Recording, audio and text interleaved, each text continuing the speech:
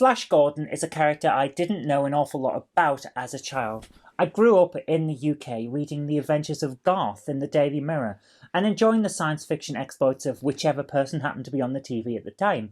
That person was rarely Flash Gordon. It was more likely to be someone like Buck Rogers, thanks to that Buck Rogers in the 25th Century TV show, and on occasions where Flash Gordon did make an appearance, it was always the 1980 film version where he's an American football player who somehow ended up in space or as part of the Defenders of the Earth. You know those old cartoons? Yeah, well, they seemed to be everywhere at one point and then just disappeared. I don't know what was going on. But anyway, all that led me to believe that he was just some old character that wasn't really important anymore. I mean, if he had to team up with other characters I'd never heard of, he couldn't be that important, could he? So I pretty much ignored him. And yes, I know, he is the inspiration for Star Wars, and his film serials gave us the opening text crawl that we all know and love right now. I get it, I really do, but back then I was young, and this guy wasn't a big thing here in the UK. So, what am I supposed to do? Like I said, we had our own space heroes. We had Dan Dare, pilot of the future, and I'd grown up reading Garth. I didn't think I needed Flash Gordon in my life. But that's all changed now, because I'm getting into more of the history of television. So I decided to give this old character another look. And what better place to start getting to know him than by taking a look at one of his silver screen outings. Amazon Prime here in the UK has one of his old serials in film form. It's Flash Gordon in Rocket Ship, and we're just going to get right into it. And like I said last week, I filmed these back to back, 2 at a time, so if my voice sounds a bit weird, it's because I am full of cold at the moment. Just bear with me. We're going to take a look into the future from the past's version with Flash Gordon in Rocket Ship.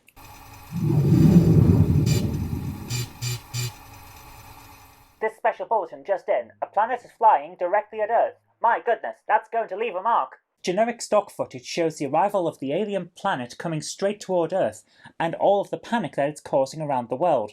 Some of the footage shows us Arabia, which apparently is a place just full of nomadic people on horseback brandishing spears. What's going on here? So, let's just address the massive elephant in the room. This film serial is from 1936. This predates World War II. It's from a time when the British Empire still existed and the guy on the throne was Edward VIII. For those who don't know who Edward VIII was, he's 2 monarchs ago. The current monarch has been on the throne for 65 years, at the time of recording anyway, so you get an idea of just how far back into the past this serial is. Flash Gordon in Rocket Ship is old. Really old. It predates the space age. It predates the transistor radio. Hell, it was produced only 9 years after sound and film had been invented. So, times change.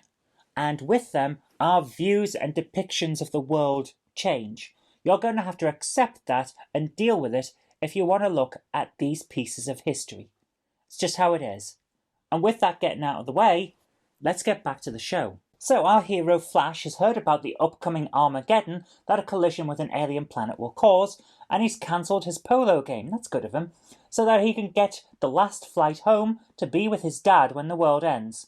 It's really touching. He's a good son. The aircraft Flash is on looks far too small to hold all of the people that he's with, though, and those seats don't really look like airline seats as we'd know them. They're more like lawn furniture than aircraft seats. So this may be either a huge blast from the past, and that might be true, or it's the worst dressed film set ever. The special effects from the plane storm are damn good, though. I am impressed with that. Anyway, the plane has problems and everyone has to bail out. Flash and Dale Arden land by Dr. Zarkov, who has a Russian name and an Irish accent because his film has no intention of making any sense. Dr. Zarkov has built a rocket ship, and he just happens to need a few people to come with him on a trip to the alien planet that's heading for Earth. He thinks he can save both worlds by using the radiation that is detected coming from the alien world to divert its course. Naturally, Flash is eager to help, and the 2 men decide, well, it's alright if Dale comes along for the ride, because nothing bad could possibly happen if a beautiful blonde woman travels to an alien world in a science fiction story. To give them their due, this is very early in the days of science fiction, so we can excuse them for not being intimately familiar with the tropes and cliches of the genre. The effects of the takeoff aren't great, but hey, it's 1936 and this is a film serial show, so it's not like they have a lot of time to make good effects. They function well enough, and some of the matte paintings for the alien world really are impressive, and I'm not joking there, they really are very good. The use of iguanas to portray alien monsters wasn't as impressive, however. But hey, you can't have everything, especially on low budgets like these would have had. Flash and company run away from these alien monsters who are fighting one another while ignoring the humans. So we're treated to some actual animal cruelty as the two iguanas really do go at each other. Like I said earlier, standards and morals have changed over the decades. This is a very old film, and it's going to have things in it that you won't approve of, such as the use of actual animals fighting for our entertainment. Like I said earlier, you have to just accept that these things happened back then and go with it. So anyway, while the alien animals are fighting, two guys with buckets on their heads and a guy with a generic sci-fi hat land in a similar looking rocket ship to Dr. Zarkov's. They immediately arrest Flash and company, but don't actually give them a proper reason for being arrested, and take them all to see the Emperor Ming. That makes no sense to me, but maybe police do things differently on alien planets, so we just gotta go with it. Different cultures and all that. If you've seen the 1980s film and that's the version of Flash Gordon that you actually recognise, you'll be happy to know that Ming the Merciless looks just like he did in the 80s film. He looks great, and he's given a fantastic performance here, which contrasts quite strongly against Zarkov's wooden acting. Ming is great. He steals the show. But what's his plan? Why is he flying headfirst into a planet? Well, it turns out that Ming wants to destroy the Earth, but Dr. Zarkov convinces him to conquer it instead, which Ming decides is actually a better idea, and that makes me wonder why the Emperor himself didn't think of this. Everyone has off days, I suppose. Anyway, Ming decides to give Zarkov access to a lab and everything he wants except his freedom, which is nice. Flash gets thrown into the arena because he doesn't want Ming to take Dale as his new wife, and Ming is a spoiled brat who doesn't like people telling him that he can't have something. Ming's daughter takes a fancy to Flash and asks Ming to let her have him if he survives the arena. Ming agrees.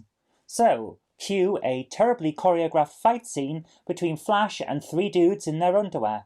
Ming thinks Flash fights well, but I don't think anyone who's actually watching this farce could possibly agree with that. Flash doesn't fight well, he's just moderately less bad at fighting than the guys he's up against. So Flash wins the battle and Ming immediately sentences him to death because Ming is a prick and the audience need to be reminded of this. Princess Aura, who is Ming's daughter, isn't happy with her dad, so she joins Flash in the arena in order to save him. This doesn't really work out. A bunch of Ming's guards try to get her out of the arena, but Flash beats them up, so Ming dumps Flash and his daughter into the pit. Ming is Dad of the Year material, I think we can all agree on that one. Flash and Aura are going to face a monster, which feels like it might have been inspiration for the Jabba's Palace Rancor scene in Return of the Jedi. But here's the thing, Aura knows that there's a secret exit out of the pit. So they both escape before we actually get to see the monster attack. This is a cheap move on behalf of the production team, but it does keep the budget down a bit. Anyway, they escape and Aura tells Flash to hide in a nearby rocket while she goes to rescue Dale. Flash agrees on the basis that he's just going to get into more trouble and risk Dale's life if he goes back to Ming's throne room. But it turns out that Aura has no intention of actually rescuing Dale. And if you didn't see that twist coming, I've got a bridge to sell you. Anyway, Flash finds a spacesuit in the rocket and he puts it on, then launches the rocket. I'm not sure why, but he does it. And apparently in the Flash Gordon universe, being adept at playing polo qualifies you to fly alien rocket ships. Just go with it, it's easier that way. An air battle ensues. Aliens in ancient Greek or maybe ancient Roman costumes, because hey, why not, get shot down, but so does Flash. Oh dear. He gets out of the rocket ship without any injuries though, and ends up fighting against Thurn, Prince of the Lion Men, after he lands. Flash wins the fight, because of course he does, but it doesn't kill Thurn, which is enough to make Thurn think that he's a potential ally.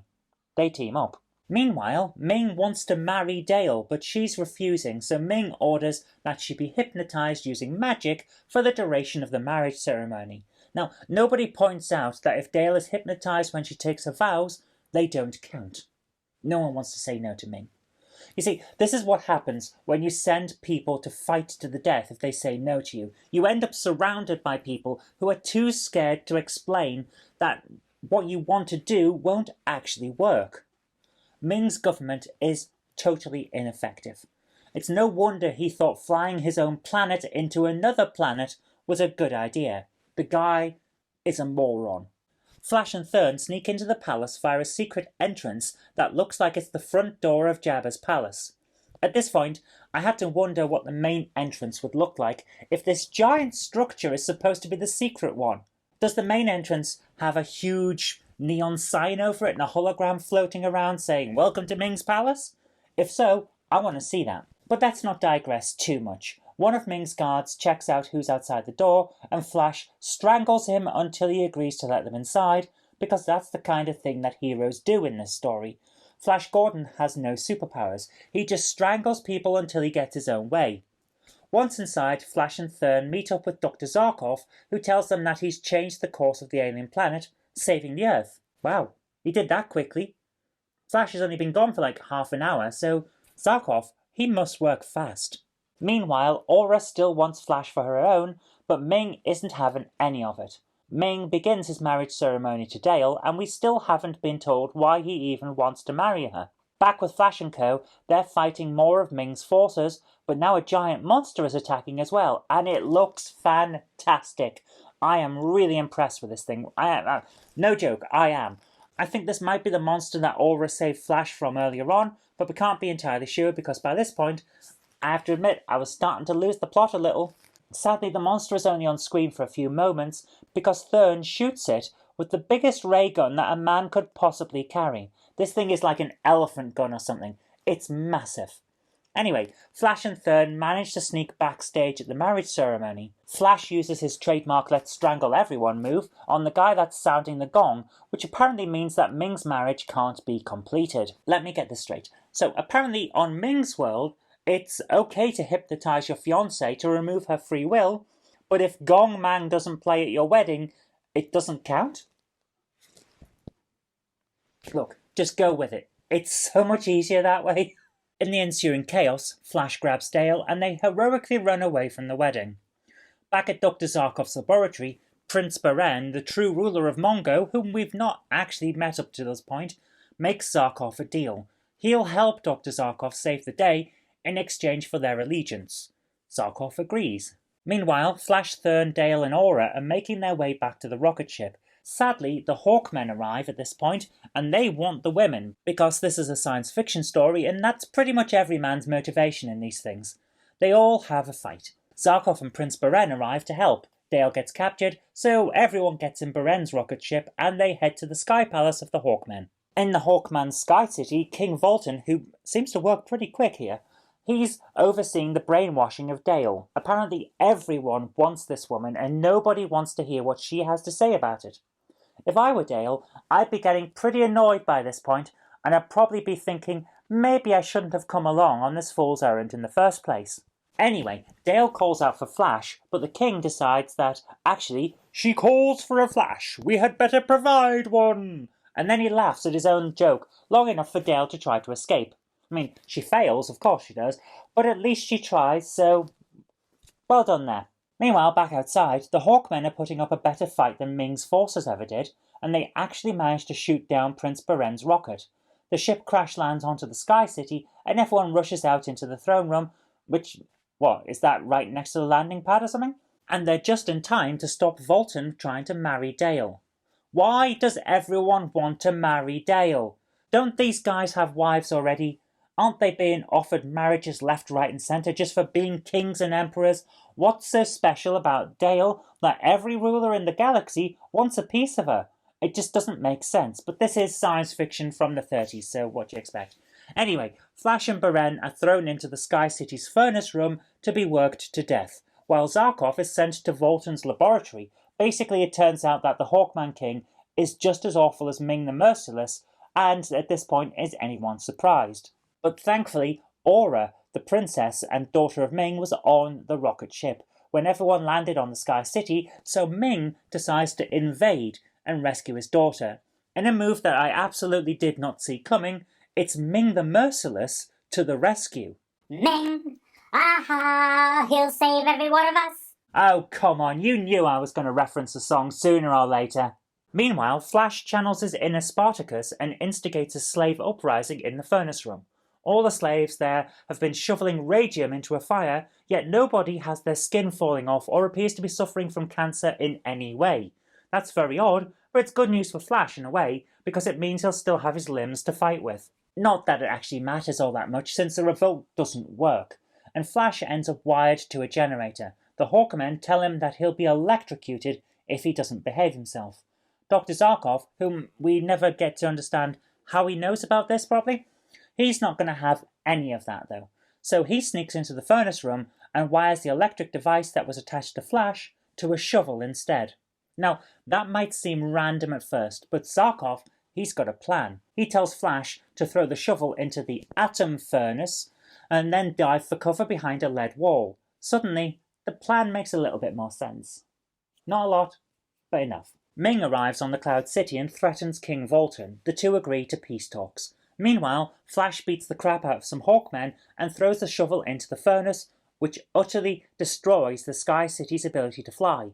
The city starts to fall to the surface of Mongo, the alien planet. Zarkov demands that his friends be freed, and in exchange he will provide a new power source to keep the city afloat. King Bulletin agrees. Does he have much choice? And Zarkov saves the city with a few pushes of a button. So Bulletin frees Flash. He's a man of his word.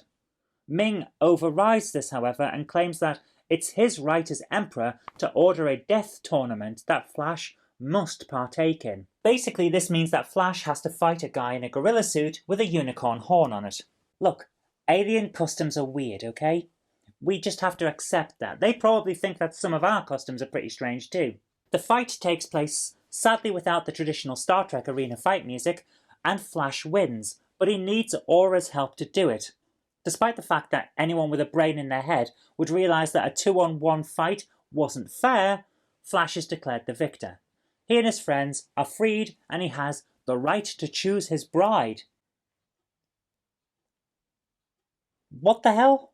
King Thurn leaves after the battle is over because he doesn't want to go to Mongo today for the wedding, and also possibly because at this point we all forgot that he was actually in the story. Everyone else goes back to Mings Palace, where it turns out that Ming is still plotting his ways to kill Flash. Flash, on the other hand, is trying to explain to Dale that he still likes her, and that there's always a possibility that the woman that he chooses to be his bride might turn him down. So Flash is actually intending to go through with a forced marriage? Isn't he supposed to be the hero? What the hell is going on here? Political intrigue, that's what's going on. Aura is given a potion to wipe Flash's memory and make him fall in love with her. Flash arrives at Mings Palace for the wedding and is told to choose between Aura and Dale to be his wife. Didn't Ming want Dale about 5 minutes ago? But it turns out that Aura has already given Flash the memory erasing potion off screen because he can't choose. Aura tricks Flash into thinking that he already knows and loves her, and they wander off together. This annoys King Bulletin, although I actually have no idea why, and he decides to pick a fight with Ming. Now, by this point, you and I both have probably realised that this plot is now completely different to how the serial began. And if you've managed to follow it so far, well, you're doing better than I was, because I am lost. Why is any of this happening? What is the point of any of it? Does any of it make sense? Not to me. So Flash has no memory of anyone, and Prince Beren comes to take him to Zarkov to help him get his memory back. Flash is as confused as I was, but Aura tells him that Beren is there to hurt her, so Flash attacks him. They fight with swords and Beren beats him senseless. Aura then runs away, while the others drag Flash's unconscious ass back to Zarkov's laboratory. Aura runs straight to Ming and tells him what's going on. Ming is really annoyed by this point because Flash keeps stopping him from marrying Dale, so he orders him to be executed, which is, to be honest with you, is probably what he should have done in the first place. Meanwhile, Zarkov has given Flash his memory back. A bunch of Ming's forces arrive in Zarkov's laboratory and put Flash against the wall to shoot him, but Flash disappears. Ming's men get scared and run away. Great soldiering there, guys. Well done. Absolutely top notch. It turns out that the wall they put Flash against was actually not a wall. It was Dr. Zarkov's invisibility machine. When did he have time to build that? Your guess is as good as mine. Nothing in this story makes sense. Invisible Flash wanders off to the throne room. He uses his patented strangle people until they do what you want move on Ming the Merciless, demanding that the Emperor let Flash's people go. Ming, in a show of sense, orders his guards to kill Flash. They attempt to do it, but they can't see him, so he beats the crap out of them instead. Ming orders the invisibility machine to be captured because it's actually useful to him, and it turns out that Ming is actually kinda smart at this point. Flash is made visible again, but it won't last long, so why even bother? And then Earth phones Dr. Zarkov. How? Dr. Zarkov tells Professor Gordon that Flash is on the alien planet and that Earth is safe. Now this is good news for everyone, which is nice, but it doesn't explain how Professor Gordon knew what frequency to call on, but it is nice nevertheless. Anyway, Zarkov makes Flash invisible again, thus ruining the point of him actually becoming visible in the first place. Then he explains his plan to take power cells back to his rocket so that they can all get off the planet and escape. Aura is listening in, so Ming's forces know the escape plan. She makes plans to capture Beren and Dale, but Beren notices that they're being watched, so he takes Dale to a place to hide. This doesn't actually help, however, since Aura and her forces know where Beren has gone. They conspire to track Dale down. Beren leaves Dale in the underground caverns and heads back to the lab to tell the others what's happened. Sadly, the others are ambushed by Ming's forces before Beren can get to them. Flash, who is still invisible, beats the crap out of them all, but in the process he becomes visible again. This doesn't change an awful lot, however, and he still manages to beat up all of Ming's elite forces. Meanwhile, Aura and her forces take a tiger down into the caverns to attack Dale, which means that in addition to having iguanas fight on set earlier on, we now have a massive apex predator on the set. Oh dear. People in the film industry did not get paid enough to deal with this crap back then. I am absolutely certain of that. Flash Gordon arrives just in time to fight and kill the tiger.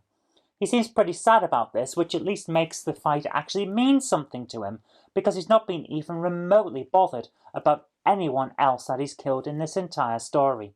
Princess Aura gets a change of heart after a talk with Prince Beren, and now she's willing to plead with Ming for Flash and Company's release. Meanwhile, Ming's palace is being attacked by a bunch of spinning tops because apparently this story wasn't stupid enough already.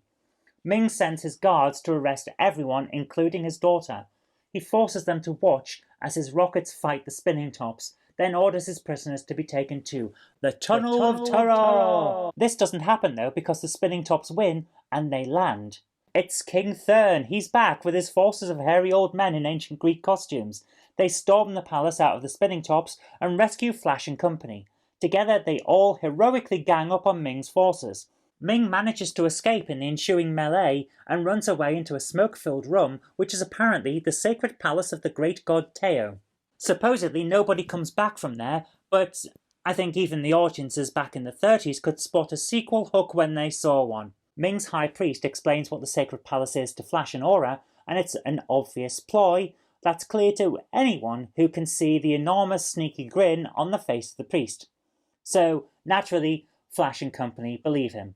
They all head off and make contact with Earth again, and the priest hides in the background and listens while the Earth people explain their plans over the radio. But somehow, nobody notices that the priest is there.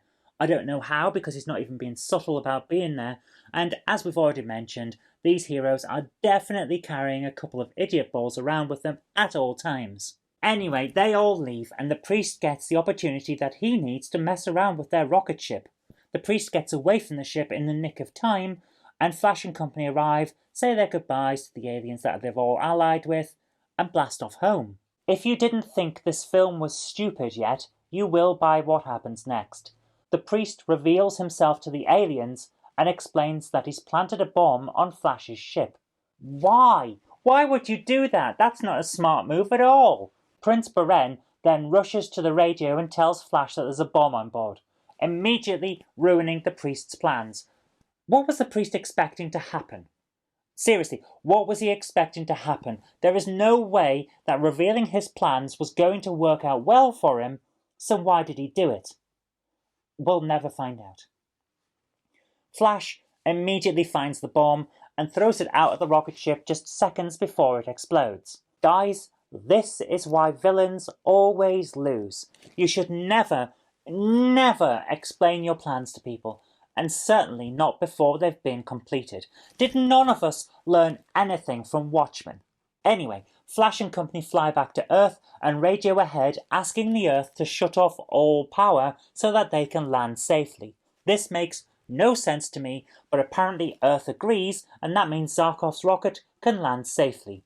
Flash and Dale share a kiss, the screen fades to black, and everyone is left wondering what the hell they just watched. This is, without doubt, the stupidest, most convoluted pile of crap that I have suffered through for years. And I have managed to get through some right crap in my time, let me tell you.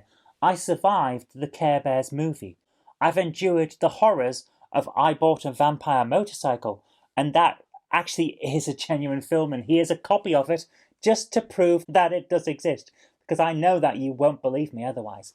But nothing, and I do mean nothing, compares to how nonsensical Flash Gordon in Rocket Ship actually is. Look, I realise that standards of storytelling and continuity have improved over the years, but my goodness, guys, it's an utter mess.